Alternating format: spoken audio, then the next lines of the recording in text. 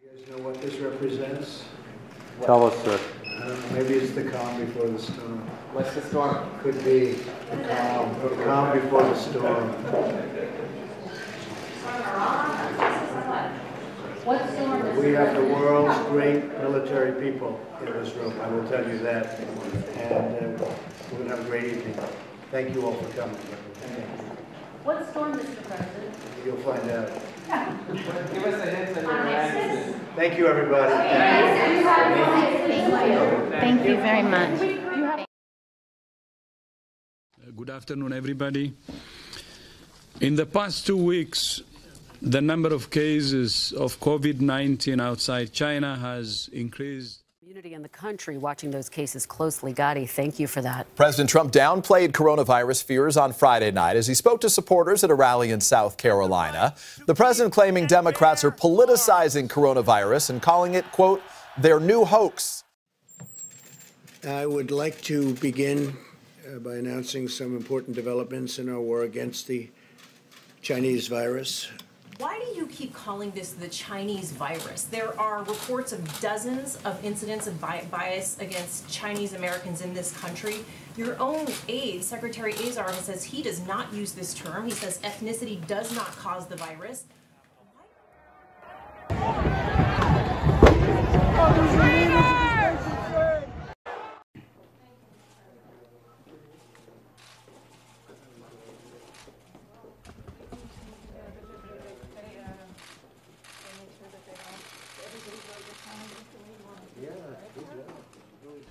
In a stunning display from a sitting president, Donald Trump launching an assault on the integrity of the election, unleashing a barrage of false claims of fraud and corruption without evidence. If you count the legal votes, I easily win. If you count the illegal votes, they can try to steal the election from us. Breaking his two-day silence, the president fuming after watching his lead in states like Pennsylvania and Georgia evaporate as election workers count legal mail-in ballots that have been skewing heavily for Joe Biden. We were winning in all the key locations by a lot, actually, and then our numbers started miraculously getting whittled away in secret. The president falsely suggesting Republican observers are not present at vote-counting centers. His argument fundamentally flawed, complaining that he's being cheated, while in the same breath touting results he likes, including the success of... Now it is up to Congress to confront this egregious assault on our democracy. And after this, we're going to walk down, and I'll be there with you. We're going to walk down. We're going to walk down anyone you want, but I think right here we're going to walk down to the Capitol. And we're going to cheer on our brave senators and congressmen and women. And we're probably not going to be cheering so much for some of them.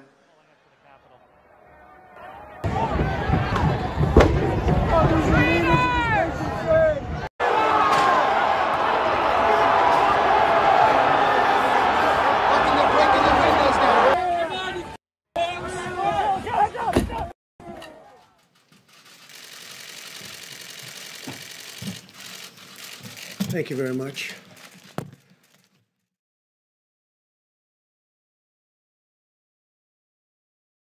There are few political events for which I will always remember where I was, but I will always remember where I was and what I was doing when Donald Trump confessed to the whole plot. Tim Miller. You know, Nicole, sometimes it's one of those I feel like I'm taking crazy pills moments. Why aren't all the other shows beginning with this admission, right? Why wasn't this banner front page news on the front page of all of our national outlets this morning? I think what's so refreshing about the Kinzinger and Cheney comments, because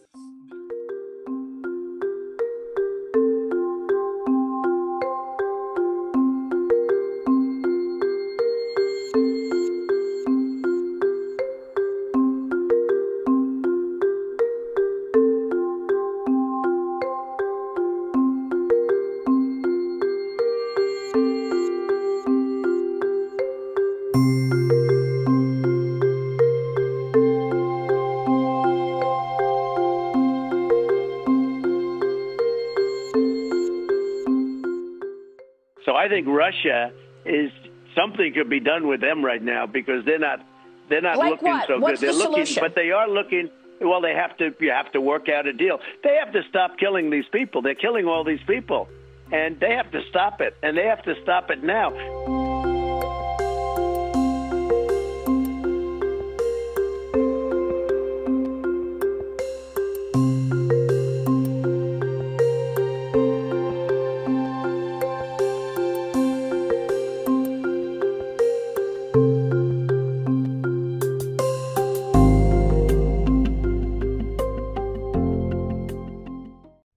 Top Trump aide Mark Meadows booted from the voter rolls in North Carolina. The state's investigating these allegations that he, yes, committed voter fraud. This represents possible accountability for the former chief of staff.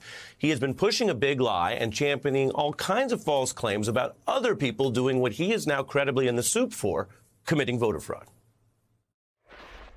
Do you realize how inaccurate the voter top story right now is about accountability and how the initially slow prosecutions of the insurrection are now moving forward with new and damning evidence that are spilling out into public view for the first time, including texts from Oath Keeper militia members about how they planned their own security for Trump allies who might have helped stage a coup.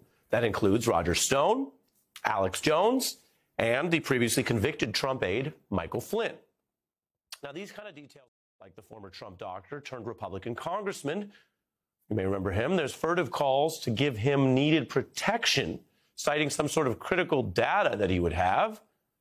And Rhodes, now in jail, responds offering that now Congressman Jackson, his cell phone number. There's other evidence that shows links between Oath Keepers and the Proud Boys and how they were all in touch operationally before they turned that march and stormed rally on the mall into storming the Capitol.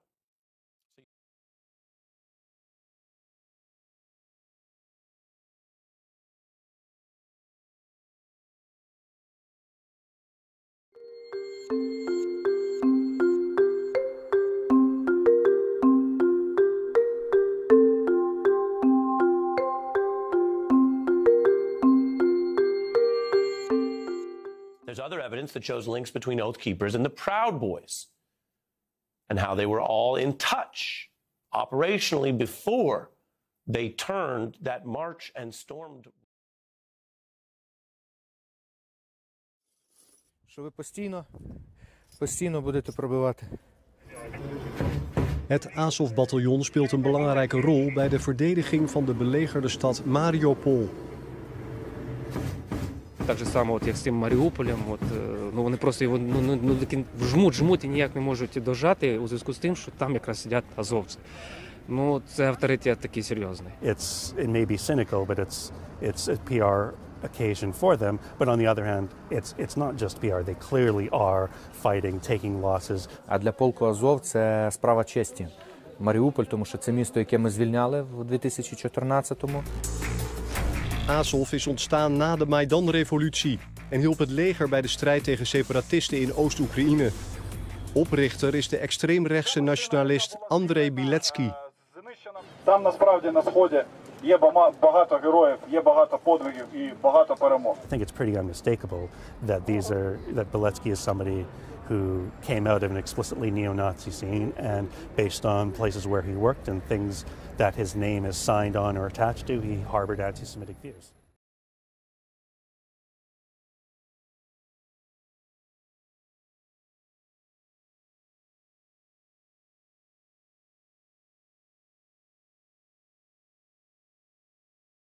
Well, tensions are boiling over across our northern border. On conservative cable news channels, the protest dominates. The attempts to try and crush down on this protest in Ottawa has made it a rallying cry. Following suit, Republican politicians and even a former president have taken up the cause. We want those great Canadian truckers to know that we are with them all the way. Global interest in the Ottawa protest is being driven by the powerful American right, with claims of big tech censorship adding a new layer to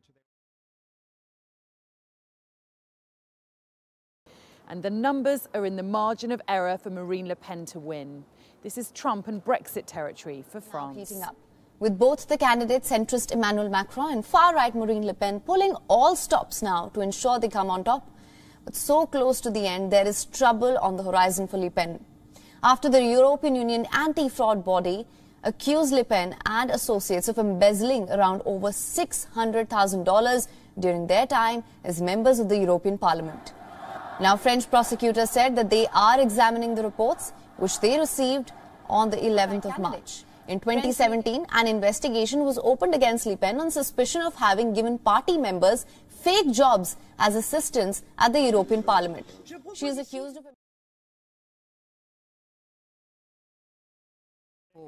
Maar de gemoederen lopen hoog op in het debat over integratie. We hebben het over integratie, racisme en discriminatie. En de laatste tijd is er behoorlijk wat aandacht geweest voor u als persoon. Nu ga je weer demoniseren. Nu gaan we jou die leugens over racisme. Bel ome Theo. Bij Wilders weet ik wie ik tegenover me heb. Discrimineren op geloof. Maar u voegt daaraan bij. Geslacht, geaardheid en ras. En ik heb de citaten klaar voor u. Wat een leugens, wat een leugens.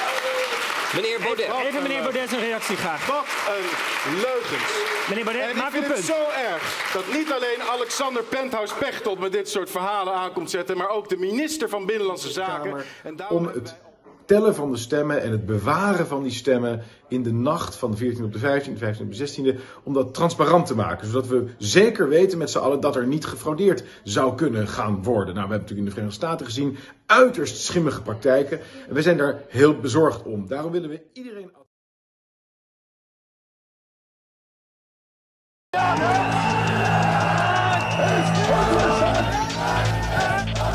Hundreds of people at an anti-lockdown protest stormed the steps of Germany's parliament building, the Reichstag. Das ist der Wahnsinn! In a group of COVID deniers and anti-vaxxers, fascists were waving the imperial German flag in place of the banned swastika. For the country that spawned the Nazis, these scenes highlighted the dangers of the volatile, conspiracy-addled far-right fringe that's grown over the last decade. Wollt ihr die totale Pharma-Diktatur?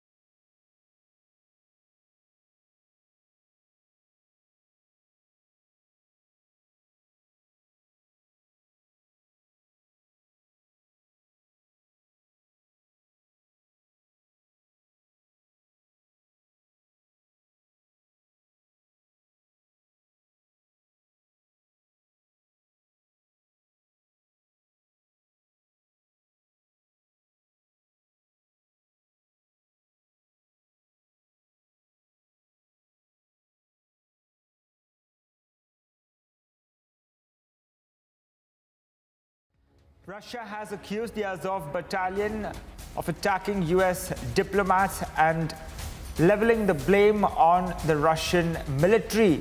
In a tweet, the first deputy permanent representative of Russia to the United Nations, Dmitry Polyansky, said, and I quote, "Be careful, another provocation and false flag operation by Ukraine radicals is in the making." You can see the visuals on your screen. The tweet put out there going on to say that be careful, another provocation and false flag operation by Ukrainian official radicals is in the making.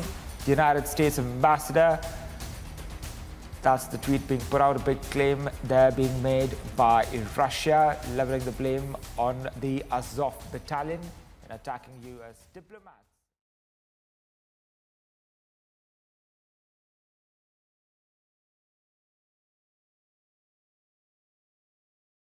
Something to understand about the unlikely rise of Volodymyr Zelensky, the comedian and actor who became Ukraine's president in 2019. Zelensky ran a populist campaign against years and years of political corruption in Ukraine's government. The Ukrainian people had launched 2 revolutions in the space of a decade, trying to get themselves a leader who would not be corrupt. In 2014, they succeeded in ousting a pro-Russian autocrat after he suddenly abandoned a plan to sign a free trade agreement with the European Union and instead opted for closer ties with Russia. Now, if there's one thing the Ukrainian people had been pretty clear about in recent years is that they wanted greater integration into the West, not with Russia. Ukraine has been trying to get into the European Union and into NATO for years, but has constantly been told they weren't ready. They had to crack down on corruption and strengthen the rule of law and democratic institutions. These were, in fact, all real problems in Ukraine. They were prerequisites for greater formal integration with Western Europe. Essentially, Ukraine had to get its act together. Only then could they join their neighbors like Poland and the Baltic states in orienting themselves westward and away from Russia. Now, the election of this young, charismatic, populist leader elevated to office on the promise of, well, finally getting Ukraine's act together felt like a real opportunity. Now, of course, Vladimir Putin didn't much like this idea. He didn't want to see Ukraine get its act together. Putin preferred that Ukrainians' experience with democracy had been riddled with corruption and disappointment. Plus, he saw this new Ukrainian leader as inexperienced, in way over his head. The guy used to be a comedian, for God's sake. A perfect opportunity to squeeze Ukraine for new concessions like ceding Crimea and eastern territories to Russia and swearing off alliances with the West. This was a moment when what Ukraine really needed was its biggest, strongest partner, the United States, to step up and say that Ukraine and its new president had the full backing and respect and support of the United States, that the U.S. stood with Ukraine and with Zelensky against any Russian aggression. But that's not what Ukraine's new president got. Ukraine's new president, Volodymyr Zelensky, got Donald Trump. Trump refused to invite Zelensky to the White House for a show of solidarity that the new Ukrainian leader so desperately wanted. Trump and his allies instead pushed a conspiracy theory, actually a bit of Russian disinformation, that Ukraine had interfered in the 2016 U.S. election, not Russia. Remember that? Rudy Giuliani led an effort to manufacture dirt in Ukraine on Trump's political opponents. When the American ambassador to Ukraine, Marie Yovanovitch, was perceived as a roadblock to that project precisely because she was such a staunch opponent of the corrupt figures in Ukraine who were helping Giuliani spin up this dirt, they trashed Yovanovitch's reputation. Donald Trump ultimately removed her. And of course, there was the infamous phone call in which that Trump made military aid to Ukraine contingent upon Zelensky doing Trump a favor, announcing investigations into Joe Biden and his son. Trump froze congressionally approved military aid to Ukraine to pressure him. All of this, of course, resulted in Donald Trump's first impeachment, but we tend to see Trump's Ukraine debacle in terms of its domestic political consequences in America. The consequences for Ukraine were far more serious. What Ukraine needed was for Trump to support its new untested, uncorrupt president on the world stage, so he was taken seriously by his neighbors, including Russia, and by his fellow citizens, so that he could be the real leader he needed to be in fending off Vladimir Putin. Instead, Donald Trump chose to try to leverage the situation for his own political gain. And for President Zelensky, having that military aid frozen, having the President of the United States try to shake him down, well, that cost Zelensky in terms of power. It cost him in terms of respect. It cost him in terms of his authority against Vladimir Putin. And who can say what it might end up costing him now that he is in a war that may come down to a matter of small degrees here and there? Back then in 2019, when Zelensky called Trump, there was an opportunity for the American president to stand behind Ukraine, an opportunity to do better. Donald Trump didn't take it. Of course, one of the reasons we even know about that phone call is because a national security official named Alexander Vindman heard that call. He was listening into it live. He knew it was wrong. He reported it up his chain of command. And then he testified to the United States Congress about it in the impeachment hearing of Donald Trump. Joining us now is the retired Army Lieutenant Colonel Alexander Vindman. He was a Ukraine expert on the National Security Council and a witness in President Trump's first impeachment hearings. Colonel Vindman, it is an honor to have you back with us. Thank you for being here. In your book titled Here, Right Matters, you detail this specific matter, the fact that you had provided, you and your cohorts in the White House and the National Security Council had provided guidance and advice that President Trump was supposed to have read and taken to say, you need do very little for Ukraine right now. The congressional aid had already been approved and was on its way to Ukraine. All you need to do is show this man support so that he can stand up against Vladimir Putin. Donald Trump didn't do that. That's right. He attempted to extort a investigation into his chief rival going into the 2020 election and really undo our own electoral system and our democracy. So he's looking to harm us on that note, while at the same time undermining this brand new leader, untested leader that was facing down a war with Russia, an ongoing war at that point, ongoing for 5 years, and attempting to avert what we see unfolding today.